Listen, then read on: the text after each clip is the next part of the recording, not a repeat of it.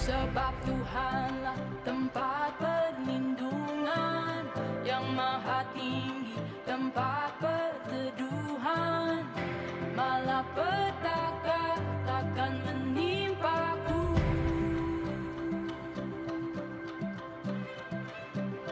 Walau 1000 rebah di sisiku, 10.000 rebah di kananku, tetapi itu takkan menimpaku.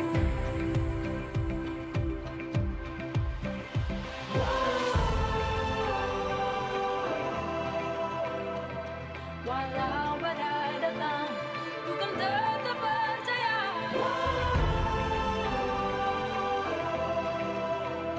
Apapun yang terjadi, ku kan tetap percaya. Sebab Tuhanlah tempat perlindungan, yang maha tinggi tempat perteduhan. Malapetaka takkan menimpaku.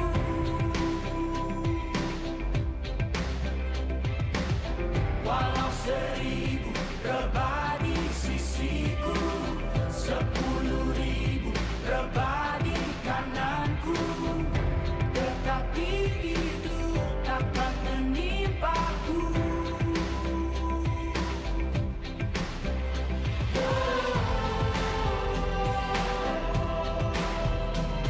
Walau badai datang, ku kan tetap percaya.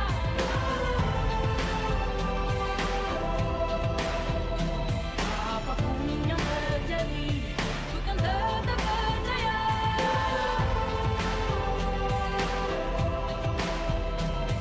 Walau badai datang, ku kan tetap percaya.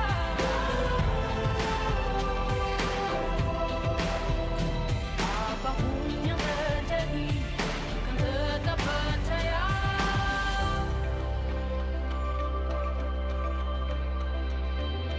Saat ku berseru, kau menjawabku, kau menyertai dalam kesesakanku. Tubuh pertahananku, Allah perisaiku, kau tunjukkan keselamatan darimu.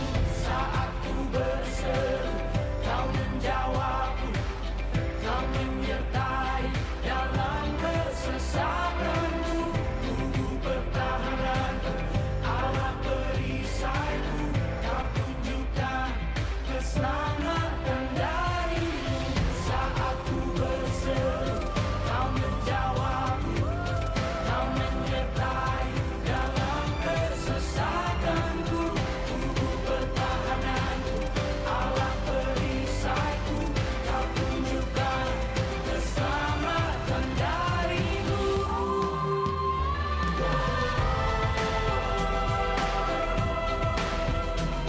Walau badai datang, ku kan tetap percaya.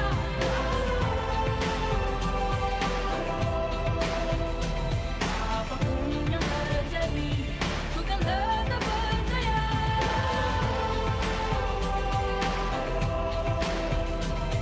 Walau badai datang, ku kan tetap percaya.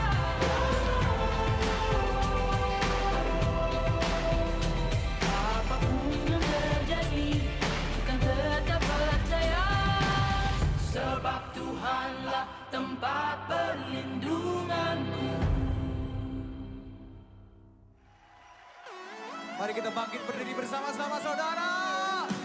Berikan sorak-sorai, berikan kemuliaan bagi Tuhan kita Yesus Kristus. Amin. Biarlah Tuhan yang kuat, ya Tuhan yang besar. Biarlah perisai hidup kita saudara. Amin.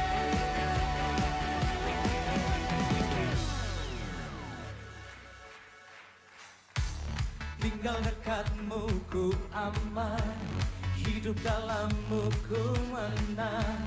Kau yang memegang hidupku di tanganmu. Kau meneguhkan langkahku. Kami berjalan bersamamu Tuhan. Ku berjalan di dalam kekuatan-Mu. Come on. Tuhan, Kau perisai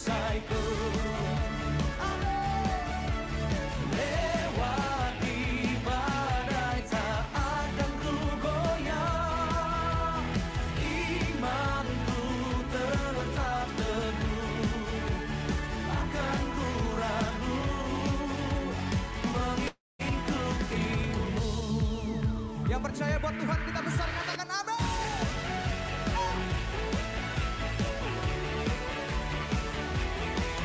Sama-sama katakan. Tinggal dekatmu ku aman, hidup dalammu ku menang. Kau yang memegang hidupku di tanganmu. Kau meneguhkan langkahku. Ku berjalan di dalam kekuatan Tuhan, Kau perisaiku. Lewati badai tak akan ku goyah. katakan imanku. Imanku tetap teguh, takkan ku ragu mengikutimu.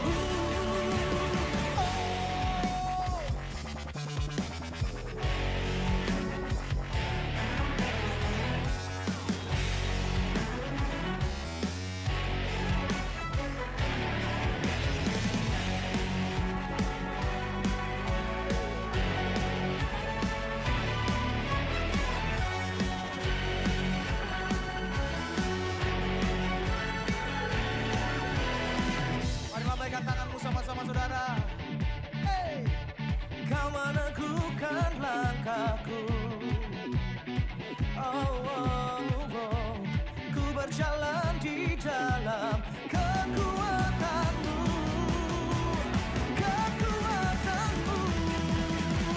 Tuhan, Kau perisaiku. Lewati badai tak akan ku goyah. Imanku tetap teguh, takkan ku ragu mengikuti. Tuhan, Kau perisaiku. Lewati badai tak akan ku goyah. Imanku tetap teguh, takkan ku ragu mengikutimu. Katakan takkan ku ragu. Takkan ku ragu mengikutimu.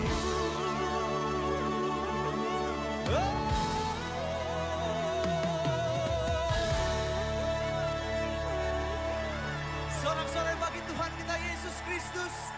Amin. Haleluya.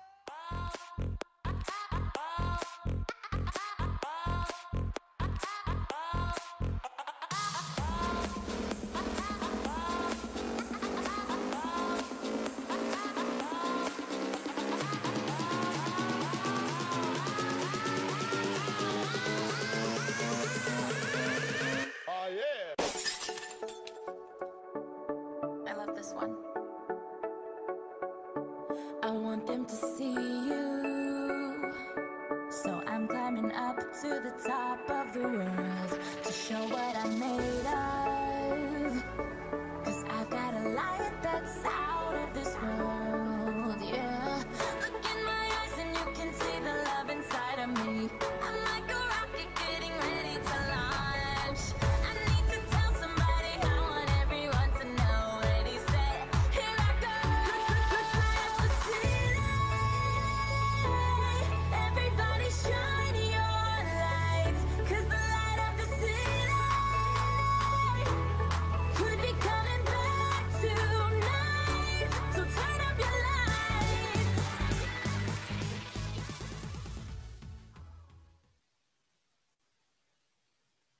Selamat pagi Energize People, senang sekali pagi hari ini kita kembali bersama-sama berjumpa di dalam ibadah Energize Online via Zoom 1 minggu setelah perayaan Paskah kita. Hari ini ada bersama-sama dengan kita juga Bro Raguel Lewi, dia sudah bergabung bersama-sama dengan kita dan akan membagikan kebenaran firman Tuhan dengan tema Keep the Faith, jagalah iman, tetaplah pegang imanmu. Dan hari ini mari kita persiapkan hati bersama-sama. Kita mau sama-sama memuji dan menyembah Tuhan. Dan saya percaya dimanapun kita berada, firman Tuhan berlaku bagi kita. 2-3 orang berkumpul dalam nama Tuhan, Tuhan ada di tengah-tengah kita. Mari sama-sama kita persiapkan hati kita Energize People, dan izinkan Tuhan menjamah dan melawat kita di sepanjang penyembahan untuk mempersiapkan kita mendengarkan kebenaran firman Tuhan. Mari buka hatimu untuk menyembah Tuhan. Mari kita menyembah Tuhan bersama-sama. Shalom, apa kabar Energize People dimanapun kalian berada. Saya berdoa supaya setiap kita beroleh sukacita di dalam Tuhan, terlepas apapun kondisi yang kita alami hari-hari ini.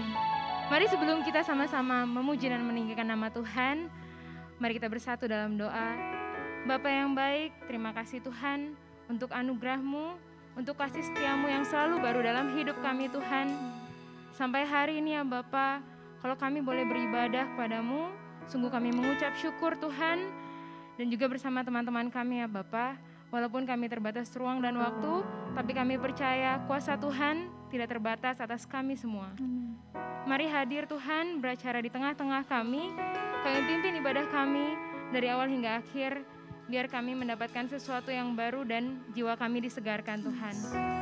Hanya di dalam nama Tuhan Yesus, mari setiap kita yang percaya katakan, amin. Haleluya. Mari semua yang bernafas memuji nama Tuhan, sebab kesetiaan-Nya besar di dalam setiap hidup kita, amin.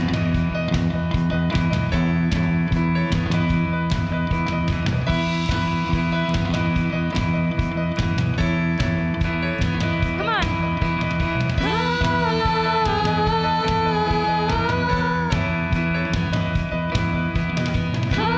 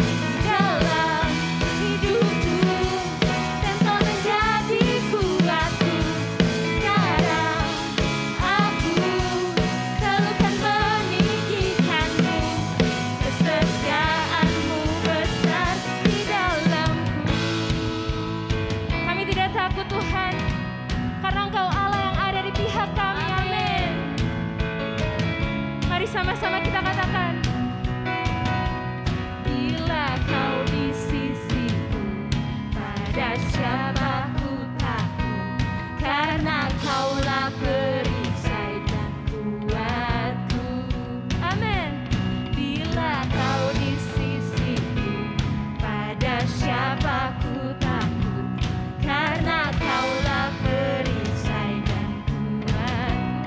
Bila kau di sisi kami, bila kau di sisiku, pada siapa ku takut, karena kaulah perisai dan kuatku.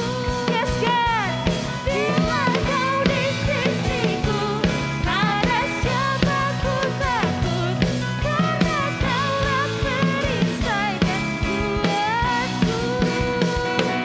Yesus, Tuhan, Engkau yang selalu bekerja di dalam hidupku, datang menjadi kuatku.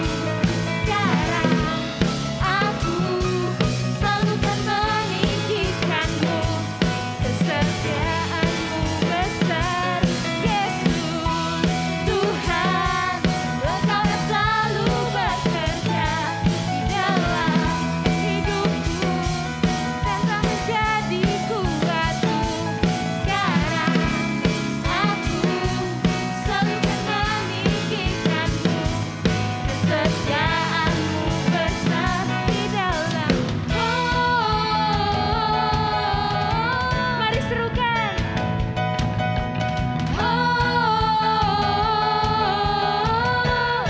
Kau besar di dalamku. Haleluya.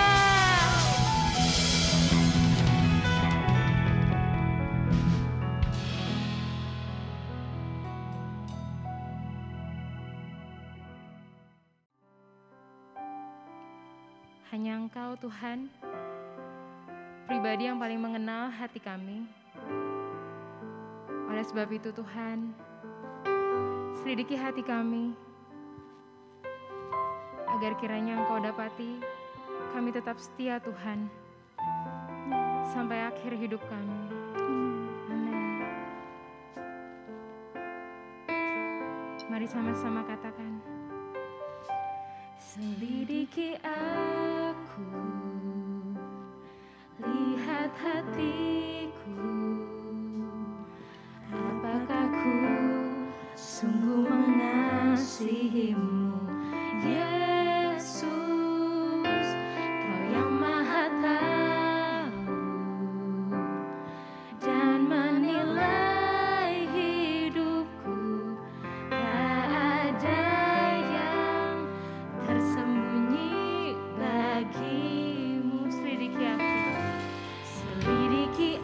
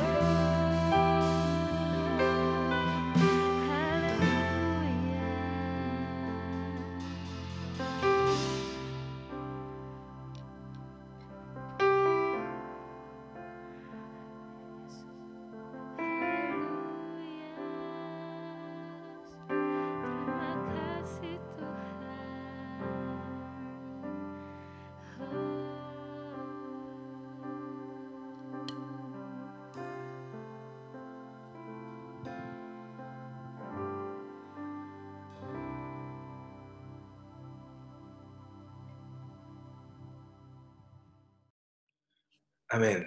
Yuk teman-teman, saya mau ajak kita sama-sama berdoa yuk.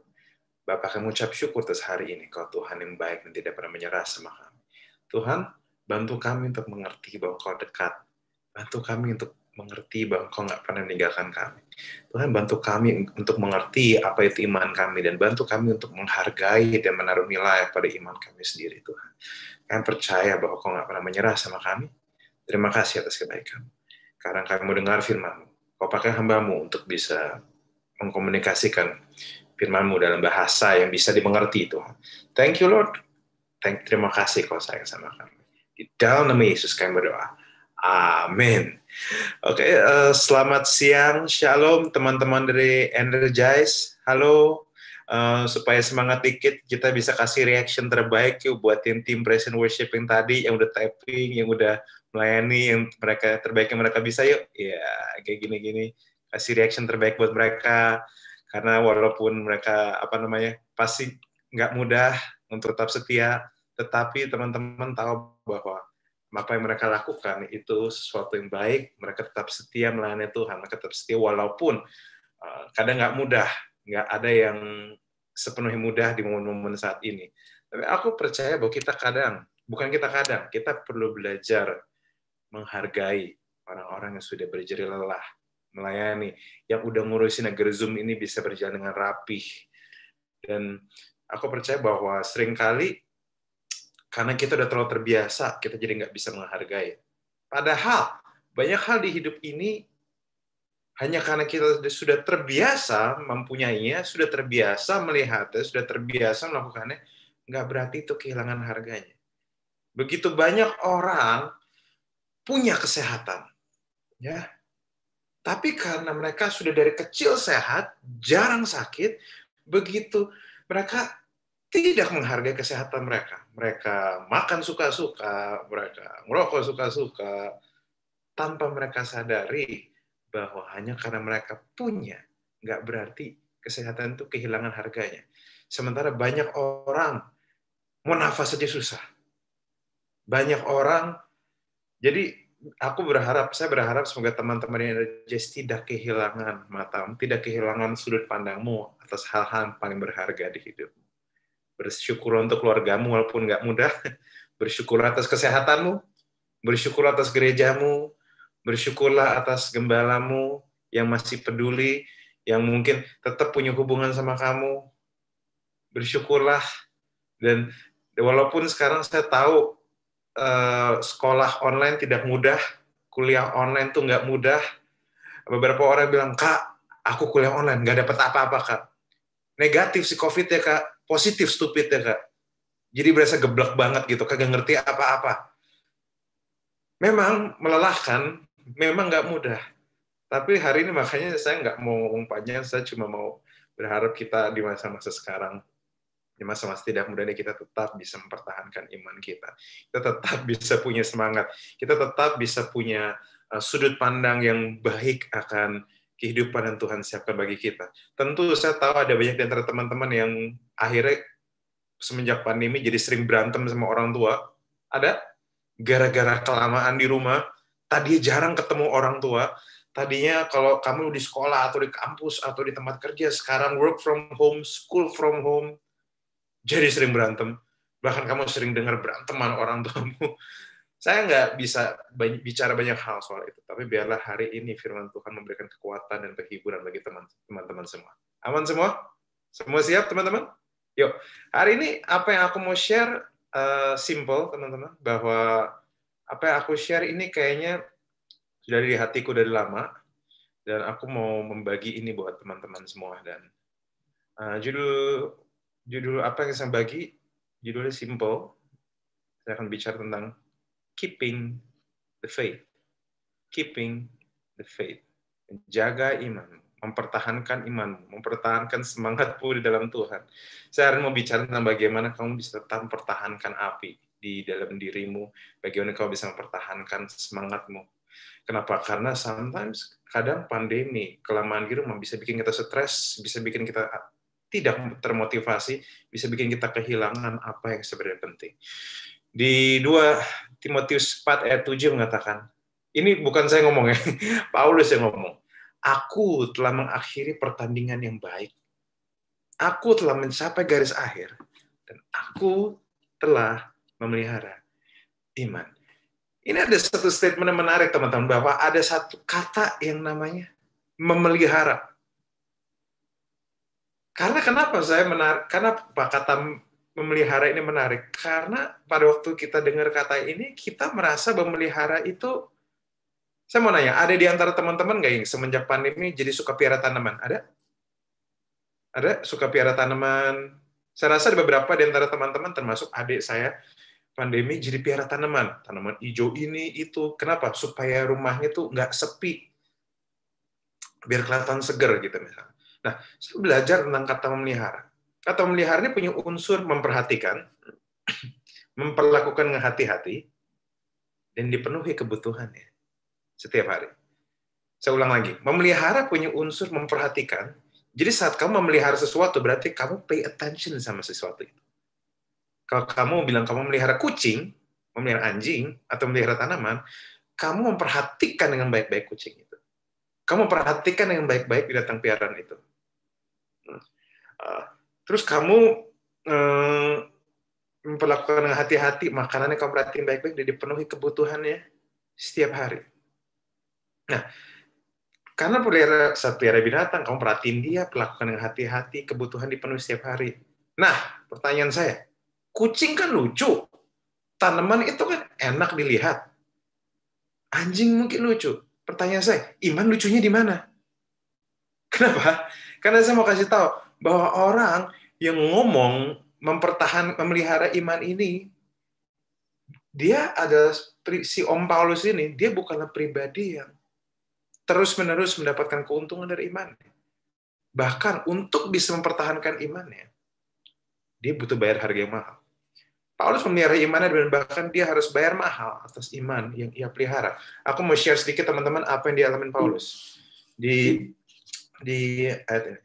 Di 2 Korintus 11 ayat 23 sampai 28. Apakah mereka pelayan Kristus? Ini Paulus yang ngomong. Aku berkata seperti orang gila. Aku lebih lagi. Aku lebih banyak berjerih lelah. Lebih sering dalam penjara. Didera di luar batas. Kerap kali dalam bahaya maut. Jadi dia didera itu kayak disiksa, teman-teman. Dan dia terbiasa dekat dengan kematian. 5 kali aku disesah orang Yahudi. Sesah itu kayak dicambuk, teman-teman. Setiap kali 40 kurang 1 pukulan. Arti 39 kali dia dipukul. 3 kali aku didera. 1 kali aku dilempar batu. Batunya beneran batu, teman-teman. 3 kali mengalami karam kapal. Kan nyebelin banget orang kayak gini. 3 kali karam kapal.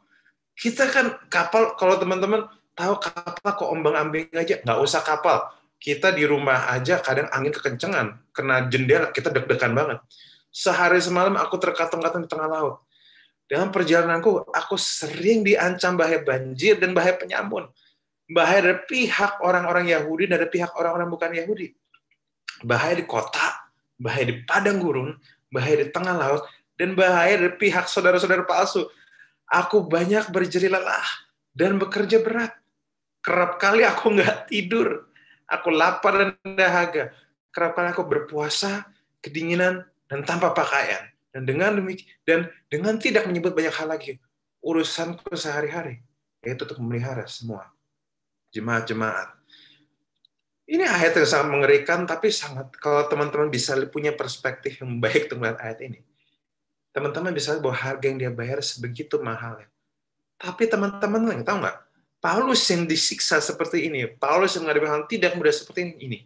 Ada Paulus yang sama, yang ngomong di Filipi, bersukacitalah senantiasa. Sekali lagi, katakan, bersukacita. Artinya apa, teman-teman? Tampaknya Paulus mengalami satu kejadian, berbagai macam kejadian tidak mudah. Tapi dia ada satu pribadi yang juga bisa ngomong sama orang, bersukacitalah. Dan ini sebuah penghiburan bagi kita. Tahu nggak apa, teman-teman, penghiburan? Bahwa badai akan selalu datang. Hidup tidak akan mudah. Mungkin pandemi belum selesai, tapi kamu masih bisa punya sukacita di tengah badai. Aman sejauh ini, teman-teman? Aman? Apa yang saya bisa ngomong bisa dimengerti sejauh ini? Nah, kenapa? Karena saya langsung mikir teman-teman, kalau teman-teman perhatiin baik-baik ayat ini, harga yang dia bayar sebegitu mahalnya. Kenapa dia begitu? Iman macam apa yang buat dia begini? Itu kan pertanyaannya. What kind of faith yang bikin dia bisa satu sisi menderita kayak gini, satu sisi bisa bilang ngucap syukurlah. Nah, ini iman yang dia percaya. Filipi 2:5-8 mengatakan, hendaklah kamu dalam hidup bersama menaruh pikiran dan perasaan terdapat juga dalam Kristus Yesus, yang walaupun dalam rupa Allah, tidak menganggap kesetaraan dengan Allah sebagai milik yang harus dipertahankan. Kalau dalam bahasa Yunani dia bilang terus-menerus dalam rupa Allah, tapi tidak menganggap kesetaraan dengan Allah sebagai milik yang harus dipertahankan. Melainkan dengan keinginannya sendiri, dia mengosongkan diri, mengambil rupa seorang hamba, menjadi sama dengan manusia, dan dalam keadaan sebagai manusia, ia telah merendahkan dirinya dan taat sampai mati, bahkan sampai mati di kayu salib. Saya rasa ini ayat yang luar biasa. Iman apa yang Paulus miliki? Ini Filipi nulis juga Paulus. Iman yang percaya bahwa Tuhan bukan cuma sekedar Tuhan yang jauh di sana, tapi Tuhan yang turun untuk mengasihi manusia. Tuhan yang turun untuk berekonsiliasi dengan manusia. Tuhan yang turun yang untuk fix our problems, walaupun kita yang mulai duluan. Dia bukan Tuhan yang jauh di sana. Teman-teman tahu ada satu hamba Tuhan namanya David Platt. Saya ngomong cepat aja. Dia suatu saat dia ngomong ketemu sama orang-orang yang memang nggak percaya Yesus. Dia ngobrol bahwa kesimpulan dia bilang gini, bahwa si orang-orang tidak percaya Yesus ini, dia ngomong bahwa pada akhirnya menurut mereka percaya bahwa semua agama itu sama, dan semua agama itu seperti sebuah perjalanan dari kita dari bawah naik ke gunung, dan di gunung itu kita ketemu Tuhan. Terus David Platt ngomong, oh jadi menurut kamu kayak gitu. Nah, orang-orang bilang, iya kayak gitu. Nah, yang menarik, seorang hamba Tuhan namanya David Platt ini dia ngomong gini, kalau apa yang saya lihat berbeda. Memang mungkin betul bahwa semua agama itu seperti manusia yang naik ke gunung untuk bertemu dengan Tuhan. Tapi iman yang saya pelajari cukup berbeda. Kenapa? Karena yang saya temukan dalam kekristenan adalah Tuhan yang dari gunung, dia yang turun untuk ngejar anak-anaknya, ngejar pengikutnya. Teman-teman tahu nggak? Perbedaan kekristenan terbesar bukan soal ini, bukan soal itu, tapi bahwa saat semua orang ingin mengejar Tuhan, ini Tuhan yang mengejar kamu, yang sudah mengasihi kamu, bahkan sebelum kamu mengasihi Dia. Saya rasa ini iman terbesar, dan teman-teman perlu pegang baik-baik. Kebanggaan, saya berkali-kali ngomong, kebanggaan terbesarmu dari jadi orang Kristen itu sebenarnya bukan kamu mengasihi Tuhan, tapi Tuhan mengasihi kamu. Imanmu sebenarnya adalah respons dari apa yang Tuhan sudah buat untuk kamu. Teman-teman tahu nggak, minggu lalu kita merayakan Paskah. Paskah ada sebuah deklarasi bahwa apa yang Tuhan ngomong, Tuhan penuhi. Bahwa saat dia bilang dia mengasihi manusia, dia tidak janji palsu. Tapi bahwa dia beneran. Bahwa kasih itu tampaknya bukan sekedar ucapan, cinta itu bukan sekedar perasaan sayang, tapi cinta adalah perasaan sayang yang ditindaklanjuti. Bahwa Tuhan benar-benar sayang, dia bukan cuma sekedar ngomong sayang, dia turun untuk menembus kamu. Jangan sampai teman-teman kehilangan hal-hal ini. Makanya, kalau boleh jujur, pertanyaan terbesar itu bukannya, banyak orang sering nanya, kok Tuhan bisa jadi manusia? Sering kayak pertanyaan kayak gitu. Kalau boleh saya jujur, maaf ya, kalau kedengarannya menyebalkan ya, tapi Tuhan jadi pisang juga bisa. Karena tidak ada yang mustahil bagi dia. Ya pertanyaan saya cuma satu, kok Tuhan mau jadi manusia? Jadi pertanyaan paling tepat menurut saya bukan kok Tuhan bisa jadi manusia, tapi kok Tuhan mau jadi manusia. Saya rasa ini pertanyaan yang teman-teman perlu gumulin. Saya nggak bisa membahas iman tanpa membahas tentang apa yang Yesus sudah lakukan untuk kamu. Karena ini yang saya percaya, teman-teman. Seringkali jauhnya jarak yang ditempuh menunjukkan kualitas cinta seseorang. Saya ulang sekali lagi. Seringkali jauhnya jarak yang ditempuh menunjukkan kualitas cinta seseorang. Saya mau ada satu cerita, teman-teman. Saya nggak tahu saya pernah cerita di sini apa enggak. Tapi kayaknya pernah deh. Saya bakal ingetin lagi bahwa ada satu teman saya, tinggalnya di Bekasi. Kerjanya di Kuningan. Kalau pacaran, di Pamulang. Gila nggak tuh? Bisa bayangin nggak? Kok mungkin beberapa teman di antara teman-teman, oh emang kenapa? Ya, karena sampai sebelum saya mulai datang ke Energize ini, nomor satu, yang saya tahu Bekasi itu masih masuk daerah Jawa Barat, Kuningan masuk daerah DKI Jakarta, Pamulang masuk daerah Banten. Demi cinta, 3 provinsi ku seberangi. Naik motor pula. Saya setiap kali ngomong sama dia, hei, berapa kilo tolong angin yang kamu udah minum? Saking kencengnya. Jadi, tapi ini sesuatu yang luar biasa, teman-teman. Ini Yesus lakukan. Bahkan Roma 5:8 mengatakan, akan tetapi Allah menunjukkan kasih-Nya kepada kita oleh karena Kristus telah mati untuk kita. Ketika kita masih berdosa. Saya mau kasih tahu baik-baik teman-teman, jangan pernah lupa, teman-teman datang ke gereja bukan supaya diberkati. Teman-teman, kalau misalnya teman-teman datang beribadah, bukan supaya kamu disayang Tuhan.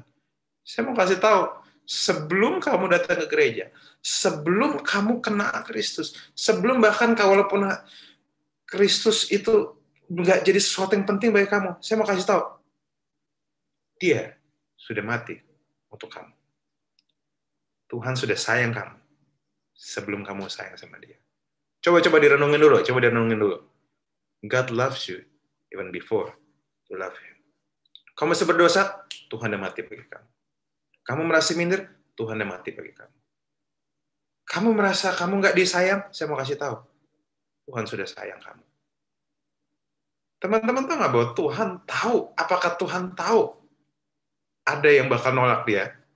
Tahu. Tapi ini menarik. Kenapa Dia tetap mati dan tetap bangkit untuk kita? Karena ini yang saya percaya tentang Tuhan. Teman-teman perlu ngerti satu karakter Tuhan yang luar biasa. Karena Tuhan percaya yang terbaik dari kamu.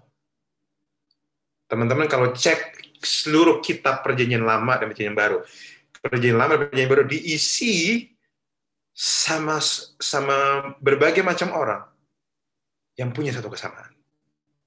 Tuhan pakai banyak orang, tapi semua orang itu punya satu kesamaan. Orang-orang itu orang-orang yang tidak sempurna. Orang-orang itu orang-orang yang biasa.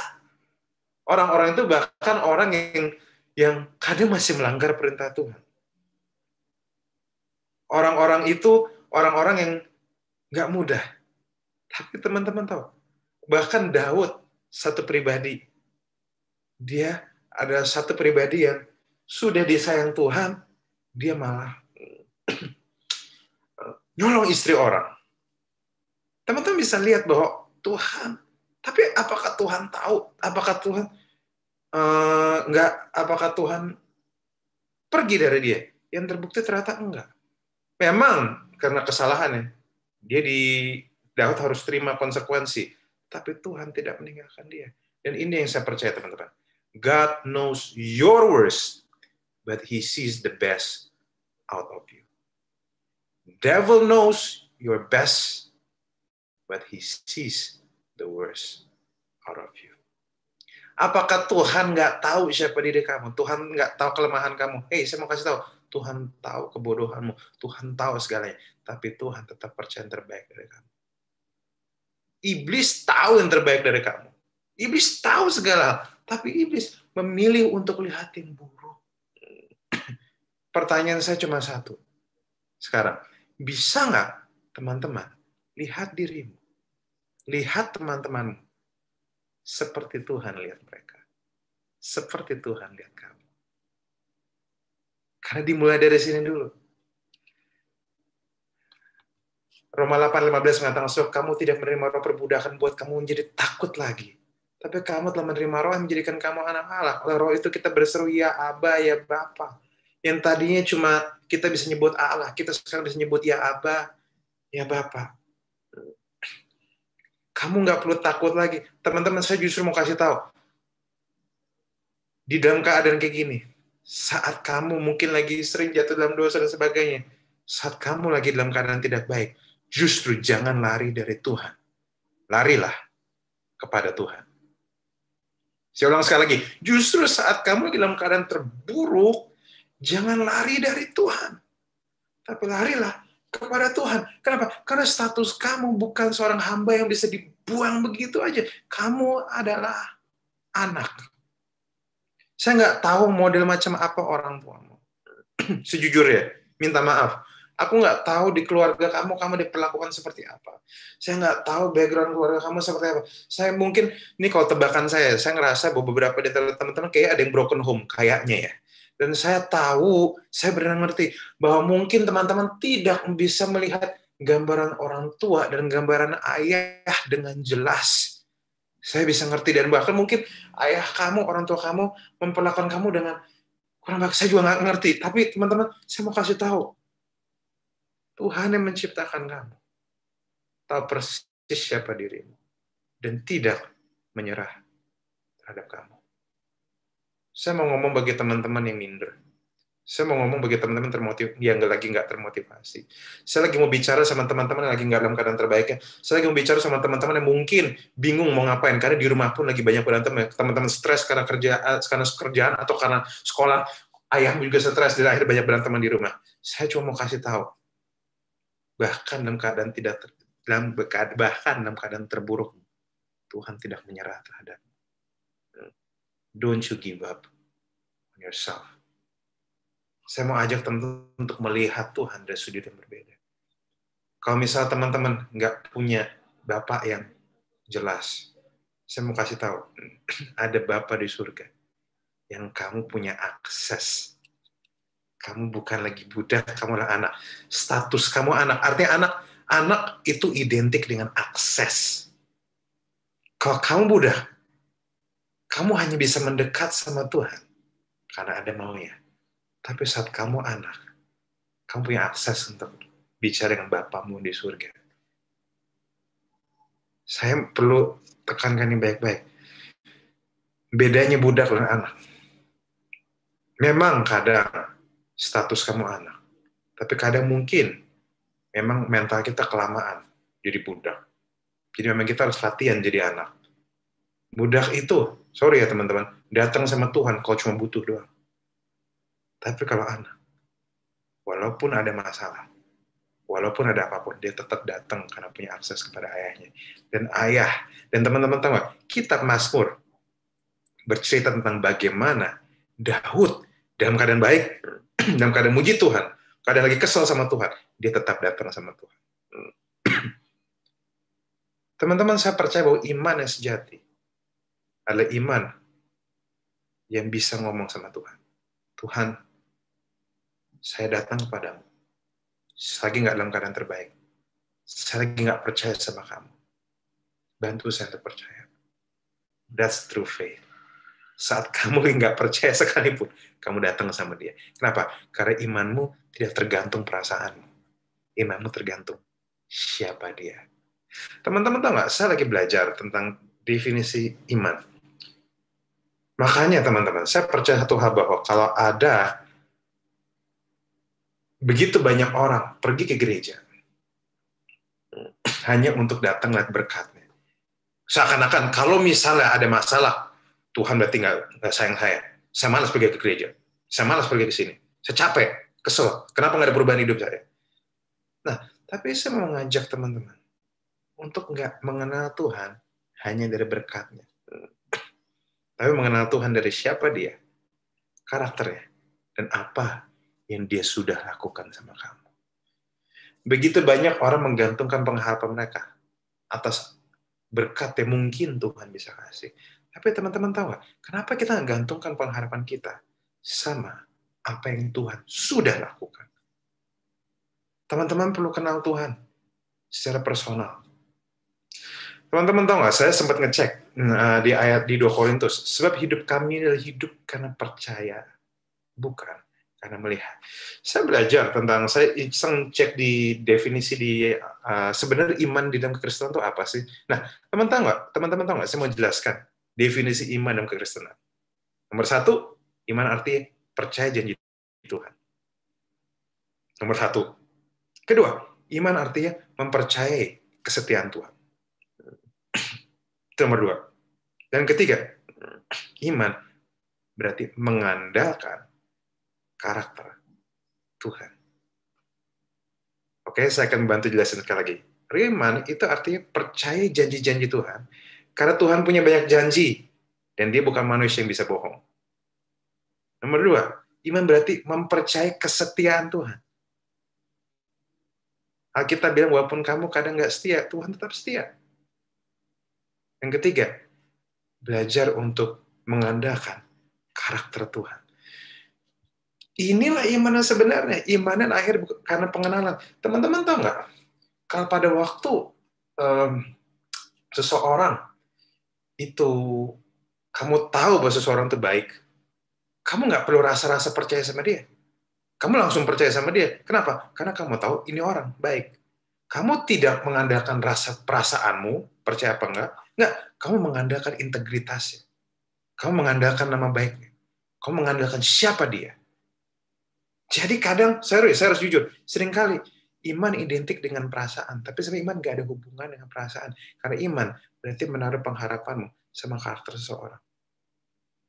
Sedihnya, banyak orang hidupnya hanya karena melihat dan merasa, bukan karena percaya dan mengerti karakter Tuhan. Kalau teman-teman tahu, ada begitu banyak orang berdoa minta ini. Ya kan, teman-teman mungkin punya banyak doa dan nggak dijawab. Kok nggak dapat, kecewa. Ada orang mau doain orang yang dia sayang supaya tetap hidup. Mungkin doain orang tuanya supaya tetap hidup, ternyata meninggal. Kecewa, pergi dari Tuhan. Kenapa Tuhan begini? Padahal kalau boleh jujur, sebenarnya, sorry ya kalau saya ngomong ini, mati ada keuntungan, teman-teman. Bukan saya ngomong, Alkitab yang ngomong. Hidup itu memang Kristus. Hidup untuk Kristus. Tapi mati ada keuntungan. Teman-teman tahu nggak bahwa orang meninggal, nomor 1, nggak usah bayar tagihan. Amin. Orang meninggal nggak usah bayar tagihan, langsung ketemu Tuhan. Kedua, orang meninggal nggak tahu patah hati. Orang meninggal nggak perlu tahu namanya ditinggal sama orang dia sayang.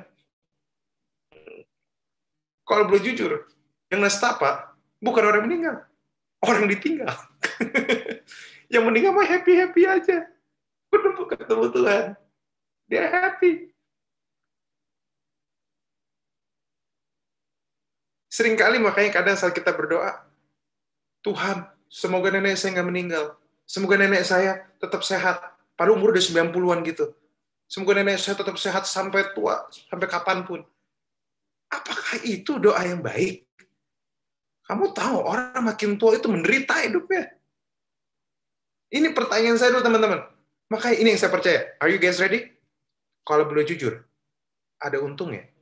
Tuhan tidak jawab doa kita. Duar. Kalau boleh jujur, saya tahu ada yang imannya terguncang. Seakan-akan dikasih tahu, Tuhan kan harus jawab doa kita. Kalau boleh jujur, ada untungnya Tuhan tidak jawab doa kita. Ada yang orang kecewa, orang dikasih nggak sembuh, padahal belum tentu itu kerugian. Ada nggak enak tadi sama dia, nyalain Tuhan. Ya dunia ini memang bermasalah. Itu pas ditolak, kecewa sama Tuhan. Pas bertepuk sebelah tangan, kecewa sama Tuhan. Padahal saya kalau boleh jujur, teman-teman, Tuhan adalah pribadi yang paling terakhir yang kita bisa kecewain. Kecewa sama orang tuh biasa, teman-teman. Tapi Tuhan harusnya jadi pribadi yang terakhir yang kita bisa kecewain. Karena dia sempurna, dia tahu persis siapa kita. Teman-teman coba sekarang. Coba sekarang, saya mau ajak kita sama-sama. Kalau teman-teman pernah aja hidup sama Tuhan, berjalan bersama Tuhan, punya pengalaman sama Tuhan, nggak usah jauh-jauh. Setahun, 2 tahun, ada yang udah 5 tahun jadi Kristen nggak? Ada? Ada? Minimal ada yang 5 tahun, 3 tahun, 2 tahun, terima Yesus? Oke. Sekarang saya mau nanya teman-teman. Teman-teman mikir deh. Sekarang saya mau ajak teman-teman, saya mau tantang teman-teman. Teman-teman ingat, teman-teman tulis kembali list doa dari 5 tahun lalu yang Tuhan mau teman-teman mau kasih itu ke Tuhan, dan teman-teman berharap Tuhan kabulin, dan nggak dikabulin. Coba teman-teman lihat listnya, berapa yang nggak dikabulin. Dan teman-teman bakal lihat betapa teman-teman bersyukur. Untung Tuhan nggak kabulin. Kalau Tuhan kabulin, saya nggak bakal ada seperti siapa saya sebenarnya. Untung Tuhan tidak kabulkan doa saya dulu. Banyak orang pada waktu putus dari pacar, Tuhan, kenapa ini terjadi sama saya? Saya nggak bisa hidup tanpa dia. Saya tanpa dia hanya butiran debu, hanya marah-marah ginang, hanya bungkus kaleng kongguan, dan sebagainya. Saya nggak ada artinya tanpa dia. Tapi begitu, ini justru yang terjadi nih. Kalau Pastor Bro Welko yang udah ketemu banyak orang, pasti tahu nih maksud saya. Udah nangis-nangis. Begitu dia ketemu, menikah sama orang lain, dia langsung bilang, Tuhan, untung saya nggak jadi sama dia. Untung saya jadi sama yang ini. Saya mau kasih tahu teman-teman, bagi teman-teman lagi kesel karena doamu nggak dijawab, saya mau kasih tahu, akan ada waktunya kamu bersyukur atas doa yang nggak dijawab. Kadang memang butuh waktu, tapi akan ada waktunya. Sampai detik ini, saya iseng, saya ngelihat doa-doa saya yang 10 tahun lalu, belasan tahun lalu. Yang saya doain dan Tuhan nggak say yes. Boleh jujur teman-teman? Saya bersyukur Tuhan nggak say yes. Kok nggak saya nggak di sini? Kok nggak saya nggak bisa punya apa yang saya punya sekarang? Kok nggak saya nggak ada di sini? Saya nggak berada seperti ini. Kamu akan bersyukur.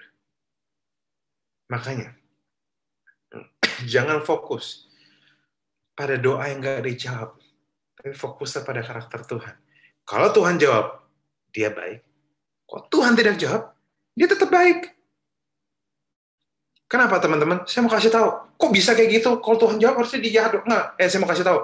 Bagi orang-orang yang jadi orang tua, saya mau tahu. Mau nanya, ada yang udah jadi orang tua di sini selain Pastor Welko? Ya, ini harusnya para orang tua yang punya anak harusnya bisa kasih kesaksian next time. Kasih sayang orang tua, ya saya ulang sekali, kasih sayang orang tua tidak bisa disejajarkan dengan seberapa banyak mereka memberikan permintaan anaknya. Saya ulang sekali lagi, kasih sayang orang tua tidak bisa dibandingkan dengan seberapa banyak dia say yes untuk permintaan anaknya. Orang tua bisa bilang no sama kamu, tapi dia tetap mengasihi. Sekarang bayangin, seorang anak bilang, Papa minta dibeli motor, umurnya baru umur 5 tahun. Papa mau deket-deket sama knalpot, main di tengah knalpot. Papanya ngelarang, nggak boleh main deket knalpot. Papa jahat. Apa papanya jahat? Cuma anak kecil yang bilang papa kayak gitu jahat. Kamu orang waras pasti tahu, itu bapakmu baik sama kamu. Teman-teman tahu, kalau hari ini teman-teman bisa selamat, nggak selalu itu karena teman-teman. Teman-teman bayangin nggak? Kalau banyak anak kecil yang hari ini kakinya mulus, ya, nggak pernah kena asap knalpot, bukan karena mereka mainnya keren, lewat knalpot, belok gitu tuh, nggak kena gitu, tapi simply karena bapaknya ngelindungin dia, tahu. Baru dekat-dekat, jangan dekat-dekat.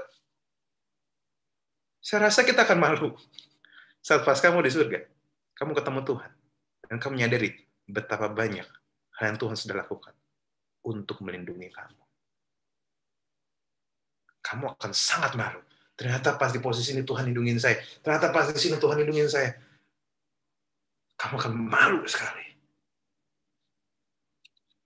Makanya teman-teman, imanmu harusnya terfokus pada siapa Tuhan, bukan pada berkat Tuhan. Imanmu harusnya terfokus pada apa yang Tuhan sudah lakukan, bukan doa yang belum dijawab. Dia sudah buktikan bahwa dia mengasihi kamu. Dan seorang ayah, kalau dia benar ayah, nggak semua permintaanmu akan dia say yes. Tapi kalaupun dia tidak say yes, itu karena dia sayang.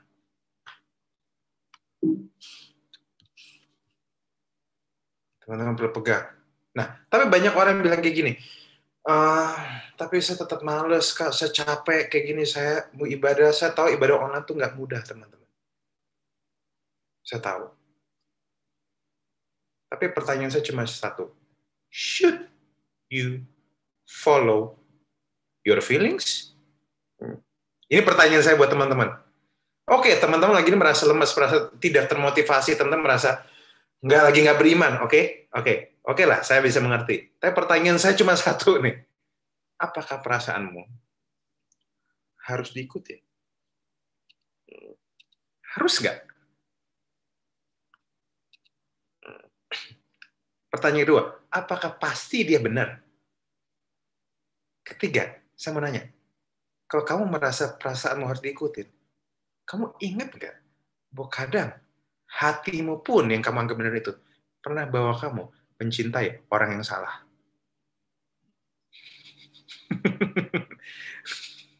Coba. Merasa hati benar. Ingat berapa banyak yang hati yang kamu anggap benar itu membawa kamu justru mencintai orang yang salah. Akhirnya kamu patah hati. Masih mau dipercaya? Nggak, ini pertanyaan saya. Saya cuma ajak teman-teman diskusi aja. Masih mau dipercaya? Teman-teman tahu nggak perasaan mudah berubah? Nggak percaya? Tanya teman-teman yang perempuan. Dalam 1 bulan, 1 minggu minimal, akan ada waktunya teman-teman perempuan yang manis, yang baik, penyayang, perhatian, tiba-tiba jadi garang. Pengen makan orang. Momen bulan berdarah kalau istilah saya. Ladies, bisa bantu saya? Begitu banyak teman-teman saya yang perempuan. Baik, anaknya baik. Tiba-tiba pas bulan berdarah, ngegas. Sensitif. Ngomong halus aja dibalas pada galak. Dan mereka sendiri bingung. Kenapa gue ngegas ya? Kenapa gue cepat marah ya? Artinya apa? Perasaan itu penting. Perasaan itu menunjukkan, memang perasaan itu ada di kamu. Perasaan itu juga dari Tuhan. Tapi perasaan ada bukan untuk selalu diikutin. Banyak orang bilang, follow your heart. Alkitab bilang, guard your heart. Alkitab bilang, jaga hatimu. Kalau follow your heart, dia bisa bawa kamu jatuh cinta ke orang yang salah. Dia bisa bawa kamu mendendam orang yang salah. Dia bisa bawa kamu melakukan tindakan-tindakan yang salah hanya karena it feels right. Tapi kalau kamu guard your heart, bukan berarti kamu nggak selalu ngikutin perasaan kamu, tapi setiap yang kamu rasakan, kamu filter dengan kebenaran. Saat kamu filter dengan kebenaran, maka perasaan kamu tidak akan bawa kamu ke tempat-tempat yang buruk. Bahkan perasaan kamu justru akan kamu bisa pakai untuk melakukan hal-hal yang baik. Feeling mudah berubah. Tidur nyenyak, bangun pagi, salah bantal aja, emosi kan? Saya sih emosi. Feeling tuh gampang berubah, teman-teman. Tapi imanmu, kalau ditaruh di karakter Tuhan, dan apa yang dia sudah lakukan buat kamu, imanmu tidak akan tergoncangkan. When you see God's grace, God sees your faith. Saat kamu lihat kasih karunia Tuhan, saat kamu sadar betapa baik Tuhan bagi kamu, iman itu akan timbul sendiri. Nggak usah dipaksa-paksa. Karena tidak akan sulit percaya orang yang memang nggak ada niat jahat sama kamu. Nggak sulit percaya. Makanya, saya udah mau selesai, teman-teman. Saat feelingmu dan kebenaran berbeda. Teman-teman tahu nggak bahwa feeling bisa ngomong apa aja. Kamu merasa ditinggalkan, kamu merasa lemas, kamu merasa dibenci, kamu merasa Tuhan jauh dari kamu. Tapi firman Tuhan bilang bahwa Tuhan tidak meninggalkan kamu. Tuhan sayang sama kamu. Tuhan mati dulu bagi kamu. Tuhan nggak pernah menyerah sama kamu. Tuhan di pihak kamu. Tuhan peduli sama kamu. Tuhan taruh nilai tinggi di hidup kamu. Itu kebenaran. Feelingmu bisa ngomong apa aja. Tapi teman-teman harus ngerti. Feeling kadang suka beda sama realita. Saya harus ngomong, feeling suka beda sama realita. Waktu saya udah mau selesai. Saya akan dikit lagi. Oke, maaf ya teman-teman. Karena kalau misalnya feeling itu dengan realita sama, saya jujur, saya merasa muka saya kayak Johnny Depp, teman-teman. Tapi teman-teman nggak ada yang percaya, kan? Nggak ada yang percaya, kan? Kenapa? Karena feeling sama realita beda. Gue bisa ngerasa gue kayak Johnny Depp, bisa merasa saya kayak apa, artis Korea atau apa gitu. Saya bisa merasa diri saya kayak Song Joong Ki. Saya bisa merasakan apapun yang saya mau. Tapi kalian pasti ketawa. Kenapa? Karena perasaan saya dan realitas saya bedain jauh. Jauh banget. Tapi ini facts, kebenaran, tidak peduli perasaan. perasaanmu bisa merasa ditinggalkan. Tapi kebenaran bilang, Tuhan tidak pernah meninggalkan kamu. Nah, makanya realita gini, saat kebenaran dan perasaan berbeda, jangan biarkan kebenaran ngikutin perasaanmu. Perasaanmu yang harus ikutin kebenaran. Saya ulang sekali lagi, saat perasaanmu dan kebenaran berbeda, misalnya ini kebenaran, ini perasaanmu, jangan turunin kebenaranmu untuk ikutin perasaanmu, tapi naikkan perasaanmu untuk ikutin kebenaran. Kebenarannya Tuhan itu Bapa, kebenaran Tuhan itu adil, Tuhan setia. Kamu merasa nggak setia, paksa feelingmu untuk tunduk sama firman Tuhan. Belajar, kamu in charge dengan perasaan kamu. Ada satu ayat yang indah, saya nggak tulis di sini. Dan bahasa Inggris, Efesus 3:17, saya bahasa Inggrisnya gini, that Christ may make his home in your hearts through faith. Dalam bahasa Indonesianya, supaya Kristus bisa menjadikan hatimu rumah lewat imanmu kepadanya. Dang! Ini ayat Efesus 3:17 kalau dalam bahasa Inggrisnya sangat menarik teman-teman. Karena bagi statement ini bilang gini, bagi Tuhan, rumah itu bukan surga. Rumah itu hatimu. Christ may make his home in your hearts. Artinya, saya mau kasih tahu, apapun perasaanmu, kamu adalah rumah Tuhan. Halo? Apapun perasaanmu, kamu adalah rumah Tuhan. Memang kadang beberapa rumah Tuhan di sini udah beratnya naik ya, karena jarang gerak ya.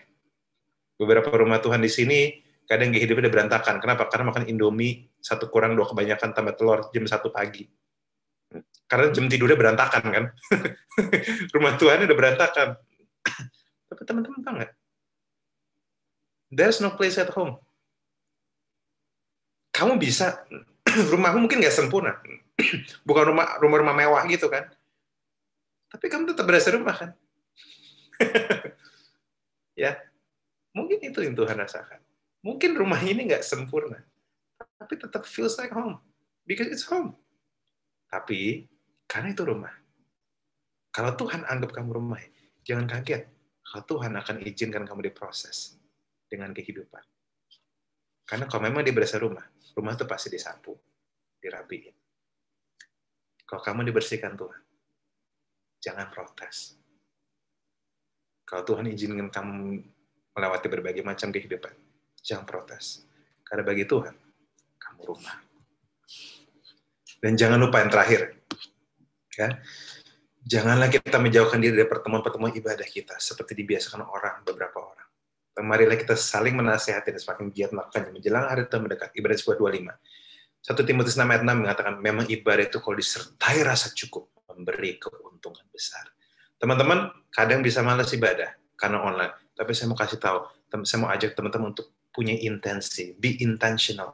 Jangan biarkan dirimu terisolasi. Kamu perlu ketemu sama orang-orang. Kamu perlu ketemu. Kenapa? Karena walaupun via Zoom, memang kita perlu beradaptasi sedikit. Tapi kamu nggak bisa terisolasi. Nggak ada yang bisa sendiri. Teman-teman, walaupun orang introvert pun nggak bisa sendiri. Teman-teman perlu tetap punya komunitas. Jangan isolasi dirimu. Sesuatu yang penting. Dan kesimpulan saya hari ini, kenali karakter Tuhan dan apa yang sudah lakukan padamu. Live by faith, not feelings. Gitu. Jangan menjauh dari pertemuan ibadah. Be intentional. Isi bensin ini bukan soal kemauan. Isi bensin adalah soal kebutuhan. Kamu butuhan ya? Saya sudah selesai berbicara.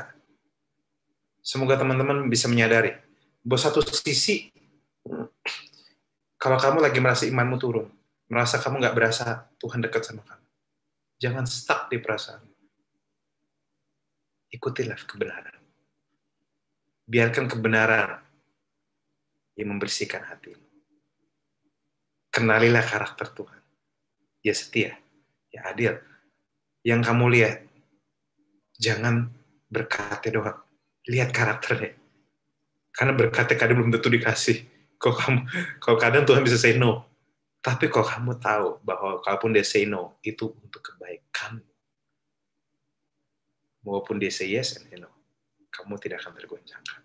Karena kamu tahu siapa yang kamu sembah. Kamu tahu siapa yang sayang sama kamu. Saya harap ini menguatkan, saya harap ini menyegarkan, saya harap ini memberi inspirasi bagi teman-teman. Saya harap ini membuat teman-teman lebih segar, membuat teman-teman menyadari bahwa Tuhan nggak menyerah sama kamu. Yuk, saya mau doa untuk tutup khotbah ya. Tuhan, saya tahu ada di antara teman-teman yang masih butuh dicerna. Masih ada yang perlu dipikirin. Masih ada yang merasa tidak termotivasi. Masih ada yang merasa jauh dari Engkau. Tapi saya berdoa supaya di momen-momen ini, Tuhan bisa membantu mereka untuk mengerti bahwa Kau nggak menyerah sama anak-anak. Kau sayang sama anak-anakmu. Biarlah kasih-Nya nyata dalam kehidupan kami. Biarlah saat perasaan kami down, kami menaruh perasaan kami dalam kebenaran firman Tuhan. Terima kasih Yesus. Tuhan sayang sama anak-anak. Tuhan sayang sama Energize. Berkati Pastor Welko. Berkati anak-anak Energize. Ya, memang nggak mudah mempertahankan iman. Tapi akan lebih mudah mempertahankan iman. Mempertahankan kepercayaan kami. Kalau kami tahu, kami percaya orang tepat. Dalam nama Yesus. Amin. God bless you. Semoga menguatkan. Yeay.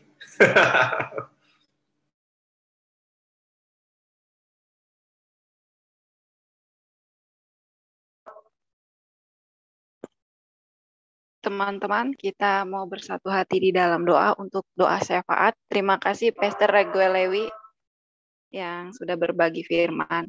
Kita bersatu hati di dalam doa. Allah Bapa kami yang baik, kami mengucap syukur, kasih, dan kebaikan Tuhan yang terus mengalir dalam hidup kami ya Bapa.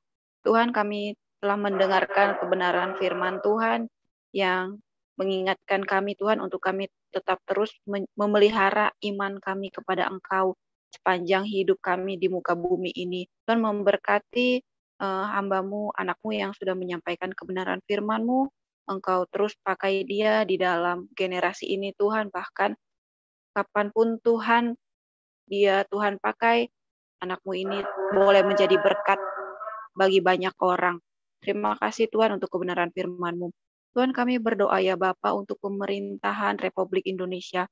Kami berdoa untuk Bapak Presiden Jokowi serta semua kabinet yang membantu Presiden kami ini Tuhan. Kau yang kasih hikmat bagi beliau dalam memimpin, bahkan ketika di masa pandemi ini Engkau yang menolong kehidupan beliau, bahkan Bapak Wakil Presiden dan seluruh keluarganya.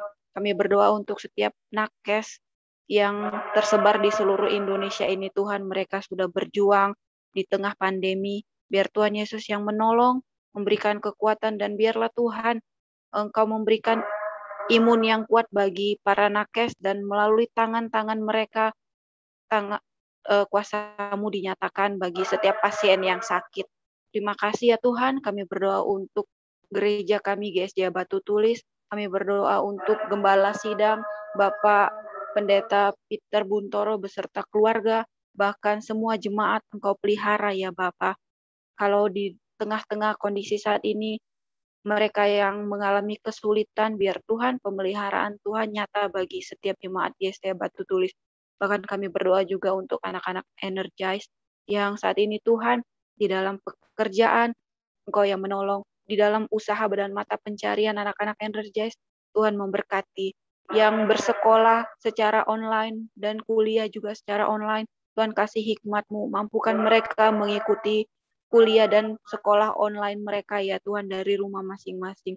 Kasih imun yang kuat sehingga anak-anak-Mu boleh sehat ya Tuhan mengikuti perkuliahan yang ada dan sekolah yang ada.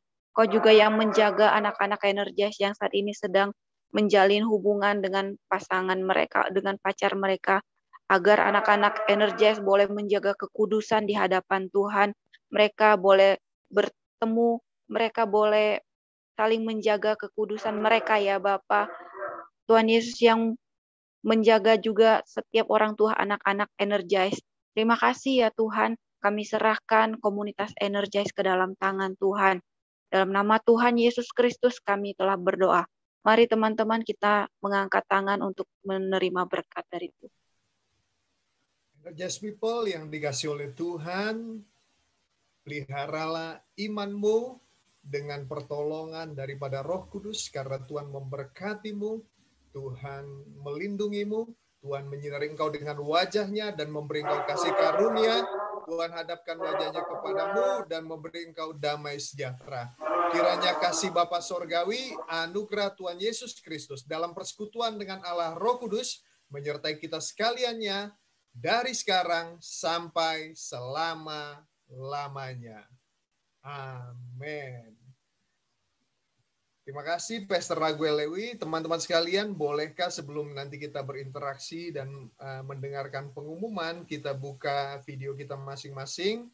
Kita mau ambil screenshot ya. Nanti minta tolong untuk Alvin bisa ambil screenshot ya.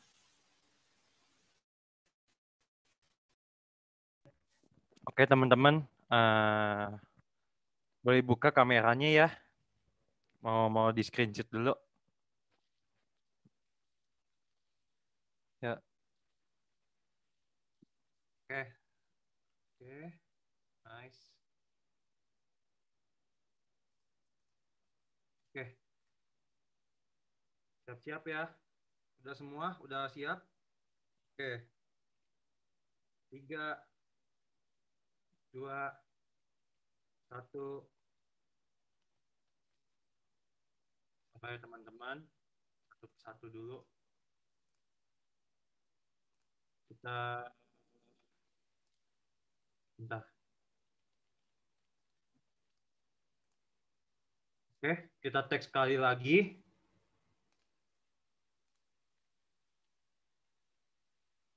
Oke. 3, 2, 1. Oke, teman-teman. Sudah? Oke, thank you.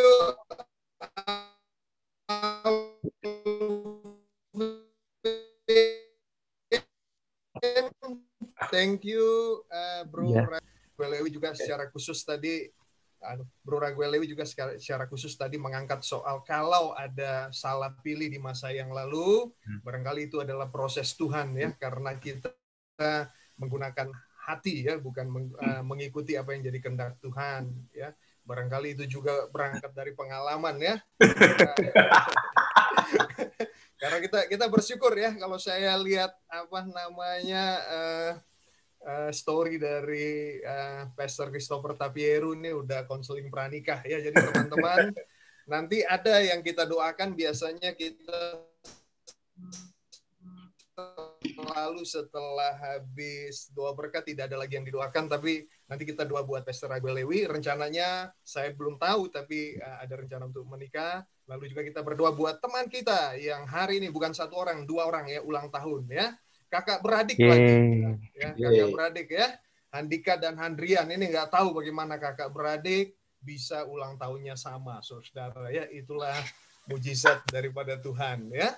Dan berkat Tuhan juga karena Zoom teman-teman ya, kita bisa ibadah sama-sama dari Jakarta, dari tempat-tempat lain. Ini ada dari Singapura juga, ada teman kita dari Singapura, dari Korea juga ada bergabung dengan kita. Baik Korea Selatan ya, ada Febo, maupun Korea Utara ya, Hasian juga bergabung dengan kita ya. Dari Korea Utara alias Medan, saudara ya. Jadi kita bersyukur pada Tuhan. Minggu depan kita kembali beribadah via YouTube. Makasih buat teman-teman tim produksi yang sudah menyediakan waktu sehingga ibadah bisa berjalan dengan baik dengan tetap menjaga protokol kesehatan di dalam taping yang dilakukan ya. Minggu depan kita akan kembali bertemu via YouTube. Spesial minggu depan pembicara kita Pastor Suronotan dari Malang ya, akan bicara soal komitmen. Teman-teman sekalian, mari kita sudah berdoa tadi, tapi kita mau berdoa buat teman kita, Handika dan Handrian, yang secara ajaib hari ini ulang tahunnya bisa barengan ya, kakak beradik ya. Mari kita doakan mereka dan Pastor Raguel Lewi ya, dengan rencananya. Betul ya Pastor ya? Ya, ada rencana ya? Yes, Agustus. Hari kemerdekaan juga itu ya.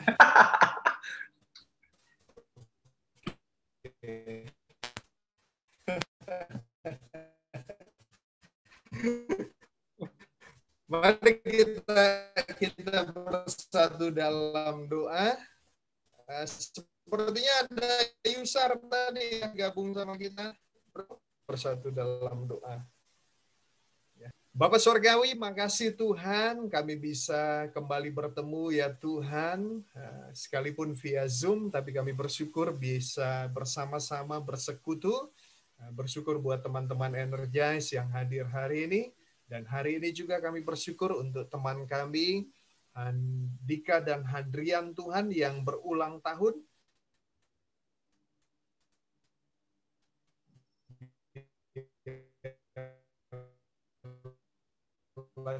Tuhan, Engkau yang menolong dan menjaga mereka, Engkau yang menjaga masa depan mereka, boleh mengawalnya dengan iman kepada Tuhan, memelihara dalam Tuhan, dan besar dari apa yang dapat mereka bayangkan dan mereka pikirkan. Jaga anak-anakmu ini Tuhan.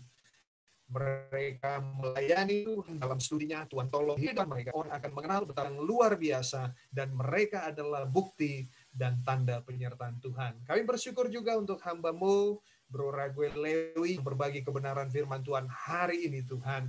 Tuhan terus memakai hamba-Mu ini Tuhan, di dalam pelayanan secara khusus pelayanan anak muda. Bagaimana kehidupannya boleh menjadi berkat, baik melalui firman yang dibagikan ataupun ya Bapak karya-karya pujian yang diciptakan yang menjadi berkat bagi banyak orang, yang mengiringi perjalanan rohani banyak orang melalui apa yang Tuhan taruh dalam kehidupannya. Bulan Agustus nanti ada rencana beliau akan menikah ya Tuhan. Kami berdoa Engkau akan memberkati lebih lagi pasangan hidupnya Tuhan, sehingga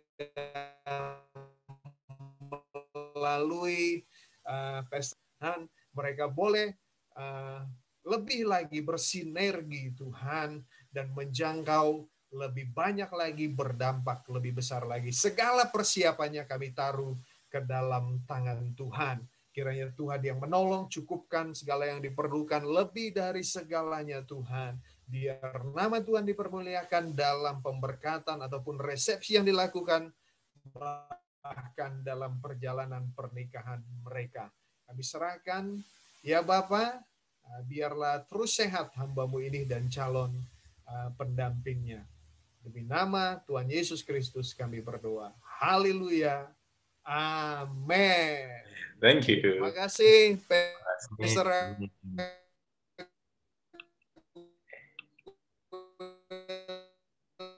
Lewi. Makasih tahun. Silakan co-host bisa buka ya. Bisa dibukakan apa namanya suaranya ya. Suaranya bisa dibukakan, di unmute semua.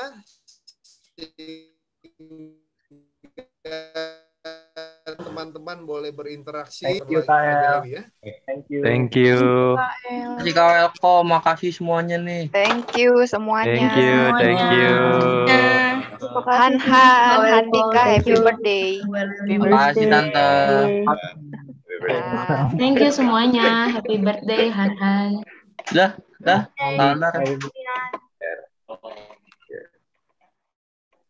Oke, minggu depan ya, kembali ya. Kita ketemu via YouTube ya. Oke. Febe, sukses buat studinya. Thank you, Kak Welko. Kesia. Selamat juga yang sudah selesai studinya, Mega, Cynthia tadi ada ya. Thank you, Bro Reguel. Tuhan berkati ya. Bye-bye. Ya, silakan teman-teman yang mau live ya. Kita akan Thank you semuanya. God bless you. Thank you, God bless. Yo, Bang. Alvin, thank you. Iya. Mohon maaf ya kalau tadi ada gangguan ya. Oh iya. Matthew, happy Sunday, Matthew. Iya. Ya, happy Sunday, Mimi. Asian, happy Sunday. Dennis, Daniela, thank you, Asia. Happy Sunday juga Kak Welko semua. Berto, Stella. Thank you Angel ya. Happy Happy Sunday Kak Welko. Sunday Kak. Fanti, thank you ya Fanti ya. Hai, thank you juga Kak. Happy Sunday semua. Happy Sunday. Semi, God bless Ayo. you. Oke, 10, 9, Oke, 8, tutup aja, Bang. 7, 6, 5, 4, 3, 2, 1, end meeting for all.